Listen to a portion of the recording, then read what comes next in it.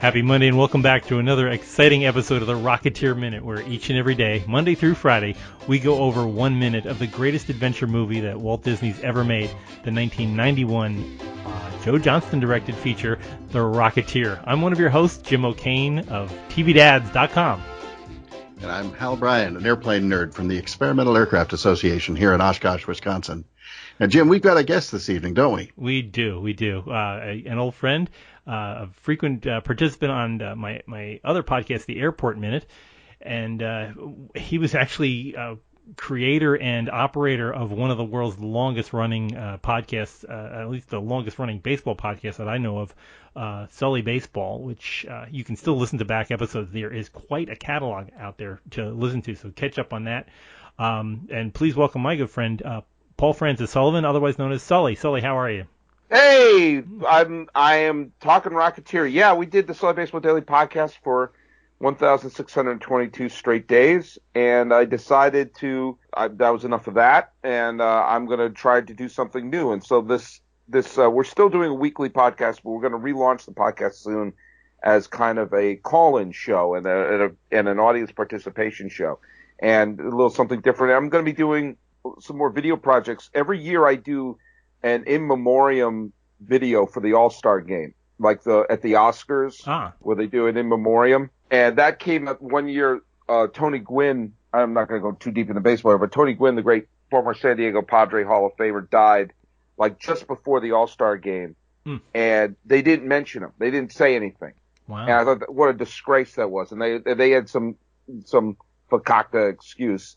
And I said, what they should do is have an in memoriam video. And instead of just talking about it, me and my friend Raphael made one. And just that night, and it got us a little bit of attention. So now every year I've done 3 of them, and there's going to be another one that's going to be ready for this year's All-Star game. And there's, Jim Bunning and Jose Fernandez and some other, big names have passed away this year. So we're going to be more video projects and a lot of other stuff for Sully Baseball. So Nice. There you go. Wow, yeah. Well, you always got to try another format. People always like change and stuff like that, but it sounds great. Absolutely, wow. Absolutely. Well, we're back in the past here in the Rocketeer. We're at minute 31.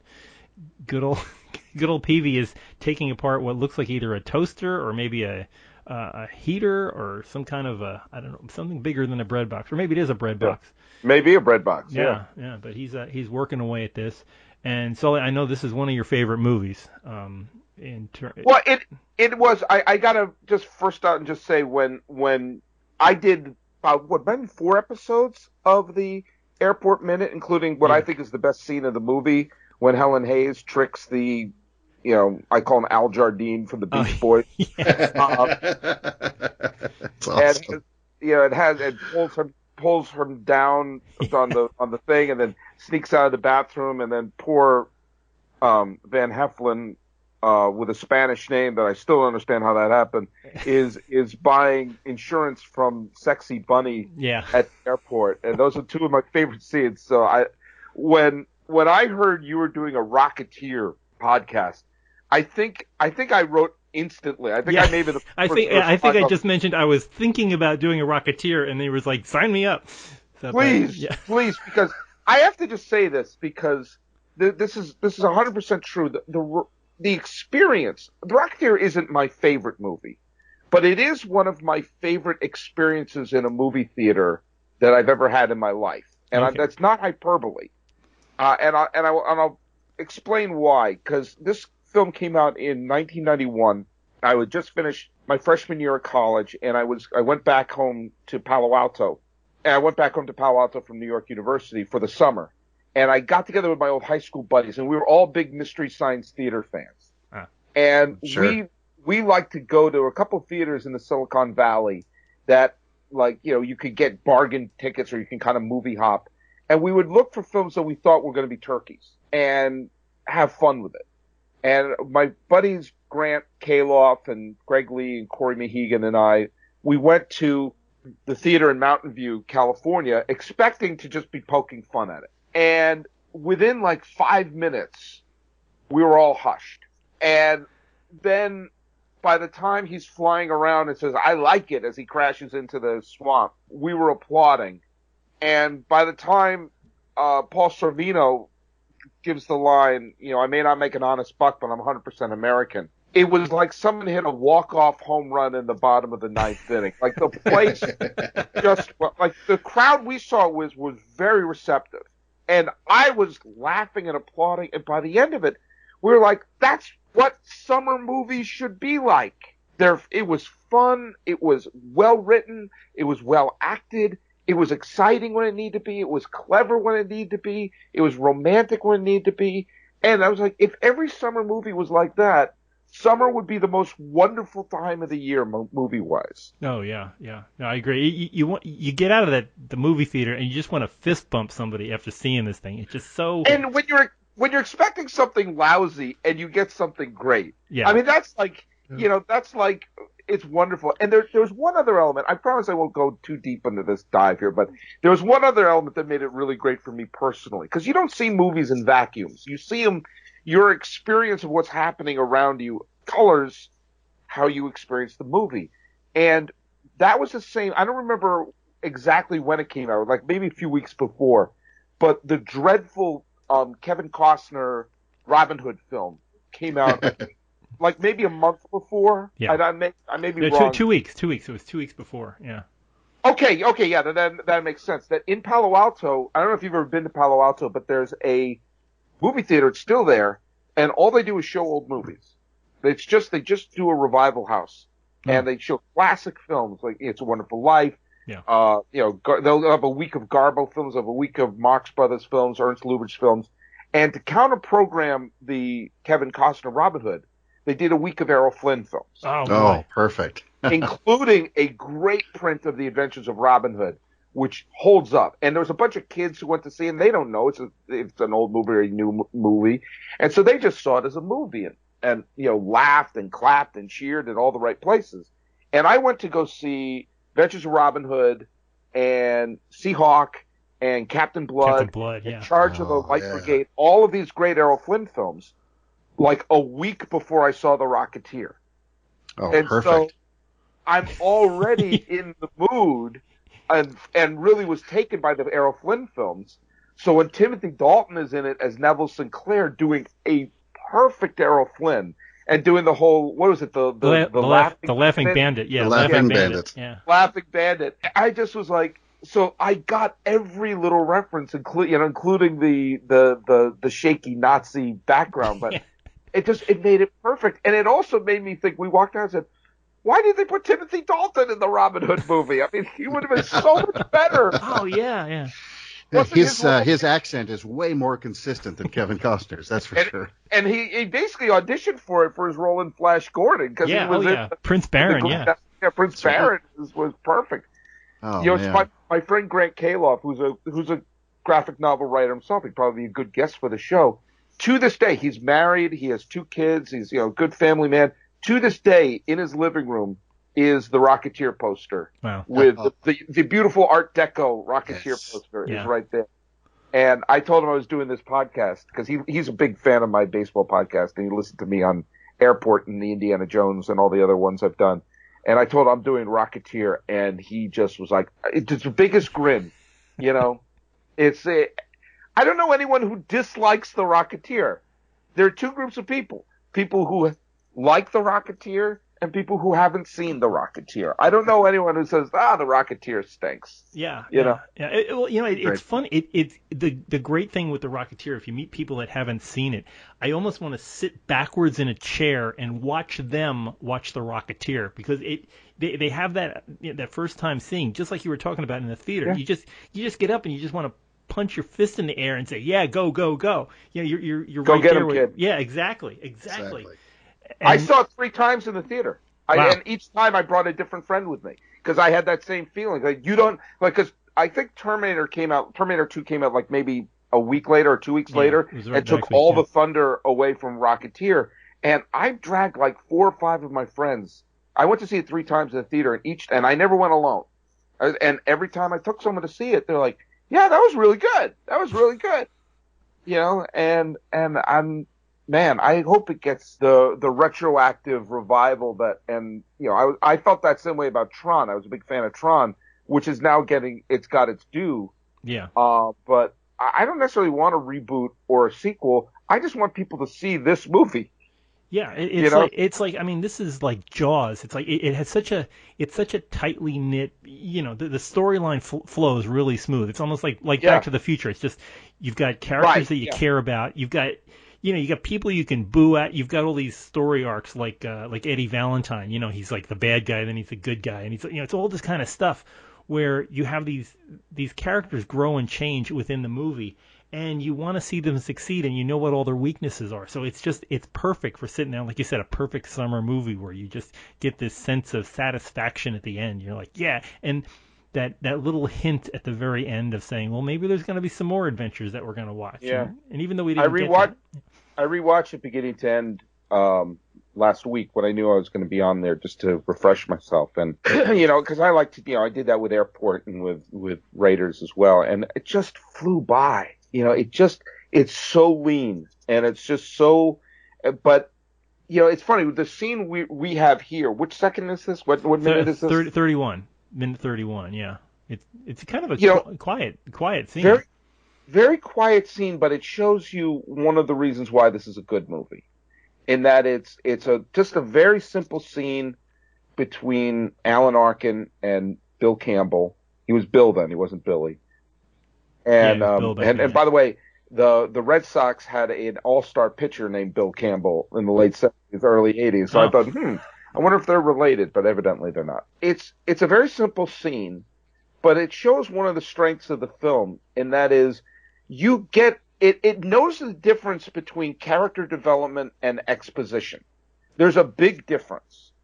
There's no scene where it's like, PV, remember when you were in World War I and then you came over here and became a barnstormer and I worked on your fuel and I came over here. That's right. And I was friends with your dad who died in a fire and your mother has pancreatic cancer.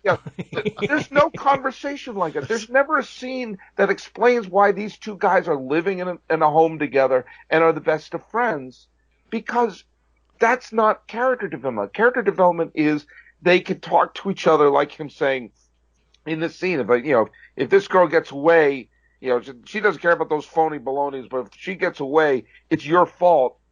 Like a little jab at him, and then he gives a jab back and says, well, what do you know? You haven't dated anyone since, so it's that sort of jabs that only friends can have. And then Alan Arkin has one of the most beautiful moments of the movie where he remembers, what's her name? Flora Maxwell. Yeah, Flora Maxwell. And like, yeah, no, yeah. and Flora, and like you think it's a joke. You haven't dated since this, like it's an exaggeration. Like, nope, it's a specific memory. And why hasn't she dated since her? Is she married? Is she dead? Why does it not matter after her? It doesn't matter, because this is the way real people talk to each other. And so that's character development, not lazy exposition. And you see that throughout it when they go to the Bulldog Cafe, when they say, "Oh, we haven't done the clown thing in a while." I mean, that to me, you don't need to know every piece of the backstory. And that is like Jaws, where you don't have to have everything spoon-fed to you. You have, sometimes it just happens because characters interact. I love this scene between the two of them for exactly what you're describing, Sully. This, when Cliff hits him that line, you haven't had a date since 1932. The music could get sad there, and Peavy could look hurt, and we're supposed to think, wow, Cliff's a jerk, and he's hurt Peavy and everything else. And instead, he just makes it perfect. He just makes it beautiful. He gets that look in his eye, and Cliff is trying to dig at him, and it's not a dig. He said, Flora Maxwell, no point in dating nobody after her. And it's this just wonderful little wistful thing. And we understand from Billy that Alan actually, and we may be spoiling a future minute, sorry, recording out of order, but that Alan actually ad-libbed that line or came up with that himself, and whether it was just the name or the whole thing. But like I said, you expect this to be an ugly scene, and instead it's just wonderful. Yeah, and it allows, one of the things that when I rewatched the movie, there is a timeless quality to this film that makes it kind of Raiders-like, that it takes place in the late 30s, has that Hollywood romance to it and everything like that. But there's also a sense of it being a time capsule of, it's funny that Terminator 2 came out like 2 weeks afterwards, which led to the avalanche of CGI special effects. And there's a great sense of almost nostalgia for old-fashioned ILM special effects in this film. That yeah, it really is. And it's models, practical effects, and things like that. And they didn't need every shot to be the most spectacular spinning around thing. They could just allow things to unfold. Yeah, well, the only special effect in this entire scene is the dissolve from Alan Arkin sawing to falling asleep, which is so perfectly framed. Nobody dared bump that camera because that was just perfectly set. But it's funny too. You talk about this. This is one of the last. I don't want to go out too far on a limb, but right at that end of the sort of all practical effects era before CG, as you said, really came in. And how perfect is it if this unintentional, presumably subtext where not only do we have that, but in the movie itself, we have an homage to the movies of 50 years before that. Yeah. We're making a movie within the movie, and we get to see even older time filmmaking. I think that's there's these layers of nostalgia in it. It's, the movie was made 25 years ago using techniques, sort of pioneered 10, 15, 20 years before that, and takes place 40 years before that, and shows you movie making from that era. And you just keep going. And you see, like, the movies, like, you see how they would have made a film like Adventures of Robin Hood in the background, and they bump into Clark Gable and W.C. Fields at the club, and it's nostalgia on many levels. It's kind of like how Happy Days was nostalgic for the 50s, and now we watch it as nostalgia of the 70s. Right. We're being nostalgic for nostalgia. It's like one of those. It's like a Russian doll, sort of like opening up the next level, the next level, the next level. But yeah, I was transported back to that. I was 19 years old, just finished my freshman year of college at film school, just had, idealistic about, what kind of movies and everything. And just knowing that there were, seasons of filmmaking. Like there were times where there were summer movies that were kind of fun blockbusters, and then there were fall movies that were kind of a lot of indie films and everything. And I was feeling nostalgic for that. And it was just, man, I'm gushing over this movie. Yeah, no, well, that's what we're here for, right? Yeah, it does seem to have it brings back a lot of great memories about the time that this was made, and also the time that it's set in. I was afraid to watch this. I'm not going to lie, because there have been times, there's some films that I remember really liking when I was younger, and then you watch it again, you go like, oh man, that did not age well. That did not age well. And every once in a while, you watch a film and you're like, oh, it held up. It held up. Like, I had a terrible experience rewatching Chariots of Fire, which is a film I really loved when I was younger. And then I rewatched it, and I was like, wow, nothing happens in this movie. It's tedious. Yeah, and really, God, I used to love this movie. And then I rewatched War Games, and that was still great. In fact, I watched that with my kids, and my kids loved it. But so I'm always surprised what movies hold up, and I was a little like, oh boy, what if I watch it and what if my memories of it were just because I was expecting it to be garbage, and then now I watch it, well, I guess no, it's not that great. I just loved it all over again. Yeah, it's the other thing about it is that you can recommend it to other people. I always feel good, like you don't have to say, if you're watching, I love the movie Big Trouble in Little China, but I don't know if I could recommend it to anybody, because you have to be in a certain frame of mind to watch that movie and understand what they're trying to drive at. So if you met somebody, you're sitting on an airplane, you turn next to somebody, you say, have you ever seen Big Trouble in Little China? Great movie.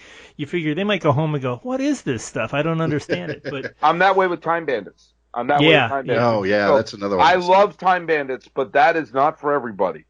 A lot of the Terry Gilliam ones are like that, like Brazil. Brazil's one of my favorite movies. But if I'm like hanging out at a party and say, hey, what film should Hey, have you seen Brazil? What you should do, you and your honey should get some Haagen-Dazs, throw the top away, get yourself underneath your blanket, and watch yourself some Brazil. Yes, it's the feel-good hit of the season. Yeah, exactly. You have to know somebody pretty well for that, yeah. But you can lose a friendship with that. Yeah, the Rocketeer, you could tell somebody, they've got a wife and kids, they're by themselves, whatever it is, you say, you should watch the Rocketeer. By the time this is over, you're going to be in a good mood. Yep. And it has that rewatchability too. You could watch it, a week from now. You could put it on again and go, I could watch this again. Let me just talk a little about this minute specifically, too, because, as we said before, it's a very quiet scene where there's character development, not exposition. Let's just, look at Alan Arkin is obviously an amazing Oscar-winning actor and someone who I'm a big fan of the film Catch-22. Talk about a film you have to be careful who to recommend it to. Yeah. Oh, absolutely. But Alan Arkin is just breathtaking in that movie, and he's just one of these guys. He's all, the In-Laws. He's just always reliable. And so when you put him in a movie, he's gonna, he's kind of like the middle square in a bingo card. You're going to get a great performance. But the person is really worth saluting is Bill Campbell, because he carries this movie. And I rewatched him and I realized, man, this film is ahead of its time, because Bill Campbell would have been perfect in the Chris's of the Hemsworths and the Chris Evans and the Chris Pines and all of them, of the really good-looking dude who can carry a movie heroically, but not afraid to play with a little bit of egg on his face. And he can play the romantic scenes romantic. He can play the comedic scenes very funny. And yet still when he has to be the hero, he can step up the game. And in a scene where he has to play a tender friendship moment with a little bit of humor, he can pull that off. And that's not easy. If what I have to say is the difference between Bill Campbell and Sam J. Jones in Flash Gordon, who is, a good-looking dude who can't act his way out of a paper bag. That when you have an unknown actor who's being asked to carry an adventure film, that's not easy to do. And he really did it. And rewatching it again, I'm like, man, I know he's still working now, and he's having a nice career. I'm not going to cry for Billy Campbell, but man, if the Rocketeer came out now, it would have been Captain America: First Avenger. Obviously Joe Johnston did that, but it's like that film would have been perfect as a release today. Oh, sure. Absolutely. Yeah. When I watch this and we try to think about, as we've heard, that toy poodle, Johnny Depp, in the role. Depp has a lot of range and he's versatile and everything else, but I cannot picture it. I just cannot make that adjustment in my head to think about that. Because he doesn't have the aw shucks quality that Cliff Secord should have. Yeah, that humility. When he walks in a future minute, when he talks to Howard Hughes, and he said, and Howard Hughes asked him, do you know who I am? And he says, what pilot doesn't? You get the idea that he's kind of in awe of Howard Hughes, and I can't picture Johnny Depp being in awe of anybody in a movie, and that's. I would picture him as Neville Sinclair today. I would picture him as Howard Hughes today, but Johnny Depp. Yeah.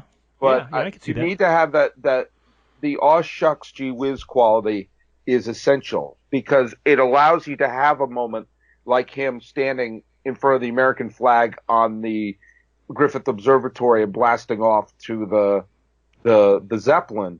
Yeah.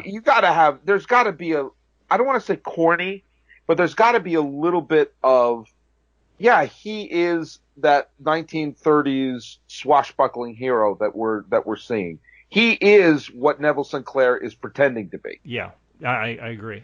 This whole movie is just almost a trophy winner in terms of casting. Having him on there, having Alan Arkin in the thing, even Jennifer Connelly, she's just this 40s looking girl. She's 30s and 40s. She's voluptuous, but she also has this face where she doesn't express a lot of things, but you can see stuff going on in her head, like that scene we were just talking about with the South Seas, where they bump into Clark Gable and W.C. Fields.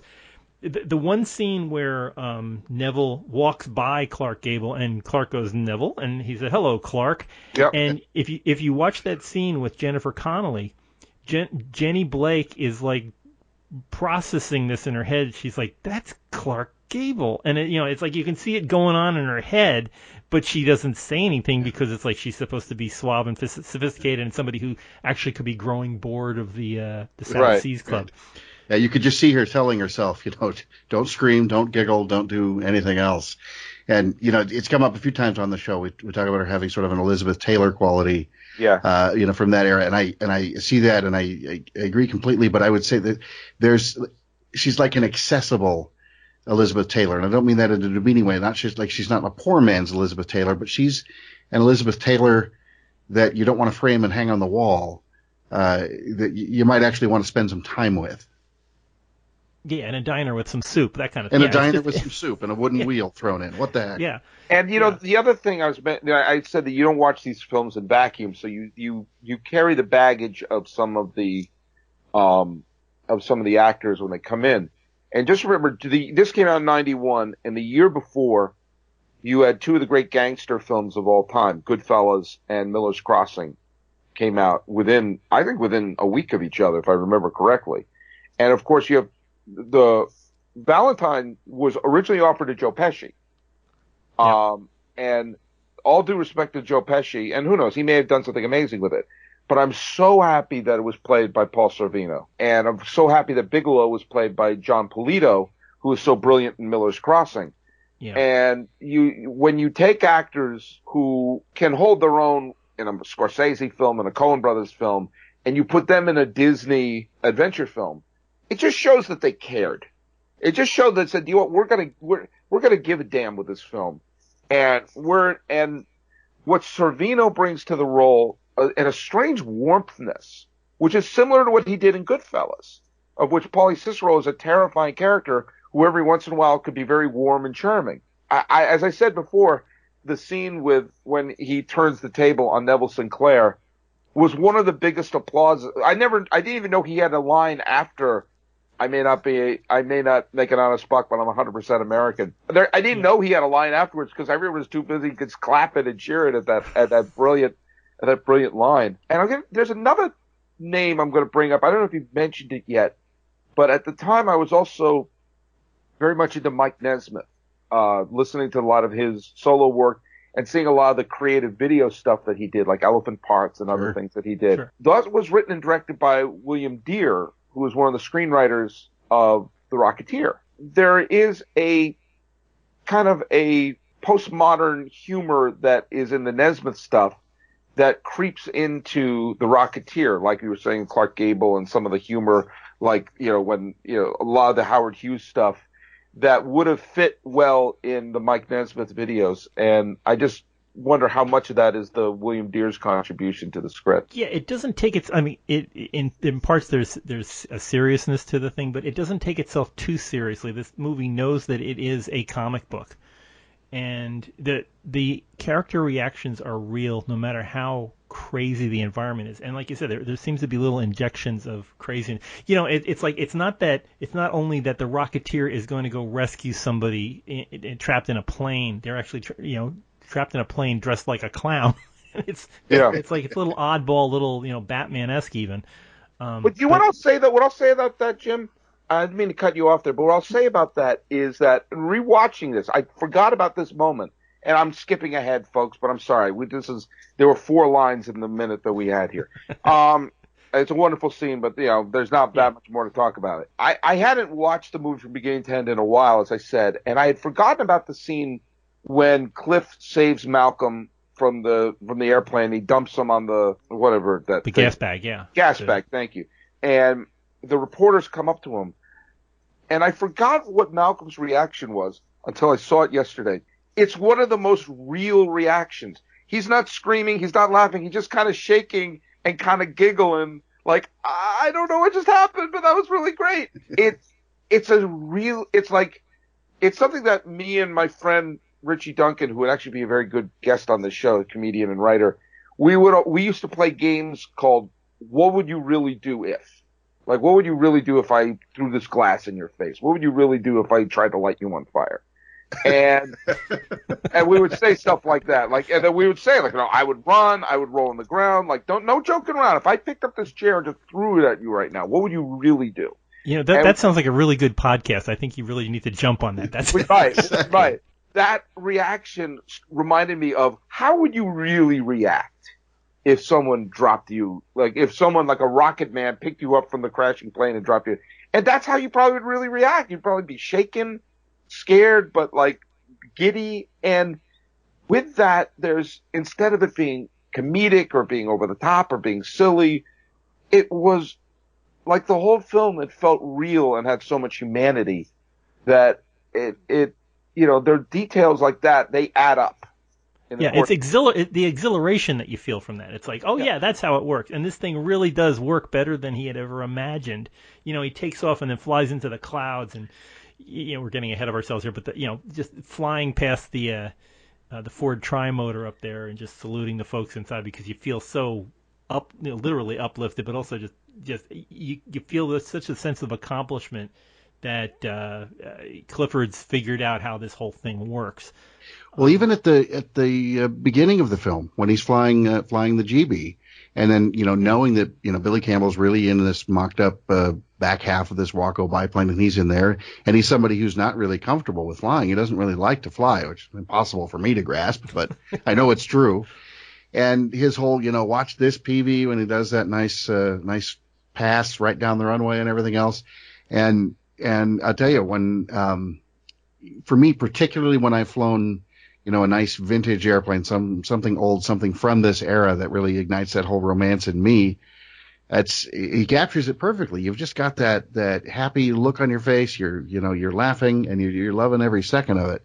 And so you can only imagine, you know, okay, well, if the GB is that much fun, then my gosh, strapping this rocket on your back and putting on that beautiful helmet that we see for the very first fraction of an instant at the end of this minute, you know, putting that helmet on, that's just got to be amazing. You know, one thing this film captures really well, and I think you guys touched on this in a previous episode, so if I'm treading on your old territory, please forgive me. There is a sense of California, like if there's a consistency in the American history of the United States history in California, it's of people coming from everywhere to this state to, in some ways, reinvent themselves, but also to push the boundaries of technology, of commerce, of art. You know, here's where we're going to go and push and push the boundaries of what we want to do. And you see that today still with the Silicon Valley and everything like that. And there was a sense of innovation that was going on in California at the time that this film took place, where there was aviation, there was the agriculture, there was technology, movie making was going on. All these sort of, like, California was a place to sort of say, okay, what can we do now? How can we push it farther? How can we make it bigger? And without the baggage of being from the Northeast or being from the South. And so you got that sense in this scene with Peavy there, just, you know, with the saw, he's always tinkering. He's building stuff. He's tinkering with stuff and always trying to improve, always trying to be bigger. And you see that personified in the movie with the folks in Hollywood making the movie, and with Howard Hughes pushing the boundaries for him as well. But the film really captures that this is a place of pioneers, you know, and people who aren't going to be held down, who are literally going to fly to try to see that the sky's the limit. Well, you mentioned, you know, Palo Alto earlier. I've got to interject that I was born in San Mateo. Oh, so there you go. Moved out of that area when I was pretty young, but that's still where my roots are. And I think, you know, in this era, certainly in aviation and entertainment and some of the other things you mentioned, I kind of think of at that time, California sort of was to the U.S. what the U.S. was to the rest of the world. Right. You know, California was sort of the America of America. Yeah, and it's where you read, like it's funny, like I'm a native New Englander, but my family moved to California when I was in high school. When I was growing up in Connecticut and Massachusetts, people like identified with themselves as like, oh, I'm Irish, like I'm a Sullivan and I'm Irish and I'm also, the other half of my family is Italian. And so people like, you know, I'm Polish and, you know, Russian Jewish or whatever you identify your background there. And then when we moved to California, I saw that people didn't identify themselves like that. Like that had been purged somewhere right around the time they were eating each other at the Donner Party. And man, those were the days. And now people were like, oh, instead of my family's originally from County Cork, it's my family's originally from Maryland. My family's originally from Pennsylvania. It's like you remember, like, it's like a second migration. It's like they had to reinvent themselves once, and now we're going to reinvent ourselves again. And you get that even if you work in you see that there's a sense of we're not going to be like the Northeast that still exists. Sully, thanks so much for being on the show and talking about this. I know it's great being able to talk about a movie that everybody loves. I mean, and that not everyone talks about. Like everyone talks about, Star Wars and Raiders are films that everyone knows, but this is one that's this is like a special gift for us, that those of us who really love it. It's like when you love an indie band. It's sort of like, we're on the ground floor on this one. Yeah. I hope if anything comes out of this podcast that other people will say, I should give it a try and watch it. It's only 109 minutes long, and they've already heard a half an hour's worth of it. But yeah, thanks again for being on. For folks wanting to hear more from Sully, please go to sullybaseball.com. You can catch up on the old stuff and the new stuff that's coming in. That's right. And more to come soon. So check that out, sullybaseball.com. Of course, with us, you can catch us on all kinds of social media. You can reach out to us on Twitter at Rocketeer Minute. You can find us on Facebook at facebook.com/Rocketeer Minute. The big site, rocketeerminute.com, where you can catch up on previous episodes, catch some cool swag, and talk to other people about the stuff going on this show. Please also check us out, iTunes and Google Play. You can also find Sully Baseball on iTunes and Google Play, I'm sure. But check us out. Search for Rocketeer Minute. Click subscribe, and you get us hot and fresh every morning. Actually, the night before, so you get the early edition.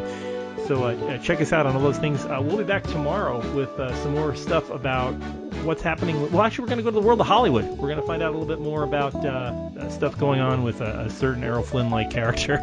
So check us out tomorrow, Tuesday, on the Rocketeer Minute. So until then, over and out. Go get him, kid.